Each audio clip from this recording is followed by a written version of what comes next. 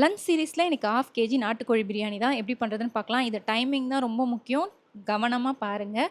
அடிகனமான பாத்திரம் எடுத்துகிட்டு கடலெண்ணெய், நெய் சேர்த்து பட்டை லவங்கம் ஏலக்காய் சேர்த்து பொரிஞ்சதும் நீல வாக்கில் அரைஞ்ச வெங்காயம் சேர்த்து நல்லா ப்ரௌன் கலராக ஆனதுக்கப்புறமா நம்ம வந்து இஞ்சி பூண்டு சேர்த்து நல்லா வதக்க போகிறோம். நல்லா வதக்கி எண்ணெய் பிரிஞ்சதுக்கப்புறமா நம்ம மிச்சம் பொருள்லாம் சேர்த்துடலாம். இது நல்லா பிரிஞ்சிருச்சா இப்போ வந்து ஒரு கைப்பிடி அளவுக்கு புதினா, ஒரு கைப்பிடி அளவுக்கு கொத்தமல்லி சேர்த்து நான் 2 பச்சை மிளகாய் சேர்த்துருக்கேன். காரம் அதிகம் வேணும்னா இன்னும் 2 எக்ஸ்ட்ரா சேர்த்துக்கோங்க. இதுவும் நல்லா வதங்கினதுக்கப்புறம் இது வந்து காஷ்மீரி சில்லி பவுடர் 1 1/2 டீஸ்பூன் சேர்த்துருக்கேன். இது கூடவே வந்து என்ன பண்ணேன்னா பட்டை லவங்கம் ஏலக்காவை நல்லா அரைச்சி அது 1 டீஸ்பூன் சேர்த்துட்டு கூடவே தக்காளி சேர்த்து தக்காளியிலேருந்தும் எண்ணெய் பிரிஞ்சிருச்சு. இப்போ நாட்டுக்கோழி சேர்த்து அதையும் நல்லா வதக்குங்க. நல்லா வதங்கி ஒரு 2 நிமிஷத்துக்கு அப்புறம் தயிர் சேர்த்து அதையும் நல்லா மிக்ஸ் பண்ணி வதக்கி விடுங்க. வதக்கி விட்டுட்டு மீடியம் ஃப்ளேமில் இருக்கும் போதே மூடி போட்டு வச்சுருங்க.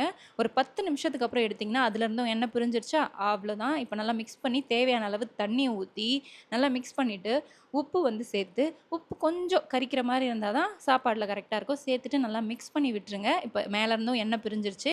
நாட்டுக்கோழி ஒரு 80% வெந்திருந்தால் போதும். தொட்டு பாருங்கள் வெந்துருச்சு. ஸோ இப்போ வந்து நான் ஊற வச்ச பாஸ்மதி ரைஸ் 20 நிமிஷம் ஊற வச்சுருக்கேன். அதை சேர்த்துட்டு நல்லா மிக்ஸ் பண்ணி இப்போவே உப்பு செக் பண்ணிக்கோங்க. கரெக்டாக இருந்தால் விட்டுருங்க.